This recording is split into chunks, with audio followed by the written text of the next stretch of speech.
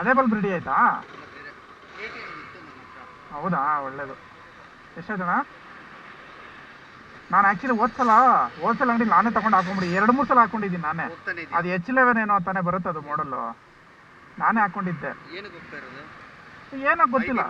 ಹಾಂ, ಯಾವುದು ಹೋಗುತ್ತಾ? IBM ಹೋಗುತ್ತಾ? IBM ಹೋಗ್ತಾ ಇರುತ್ತೆ, ಏನಕ್ಕೆ ಅಂತ ಗೊತ್ತಿಲ್ಲ. ಥ್ಯಾಂಕ್ಸ್ ಅಣ್ಣ. ಬಜಾಜ್ ಗಾಡಿಗಳು ಹೆಂಗೆ ಅಂದರೆ ಕಣ್ಣು ಮುಚ್ಕೊಂಡು ಗಾಡಿ ತಗೊಳ್ಳಿ, ತಲೆ ಕೆಡಿಸ್ಕೊಳ್ಳದೆ ಗಾಡಿ ರಿಪೇರಿ ಮಾಡ್ತೀವಿ ಅಷ್ಟೇ.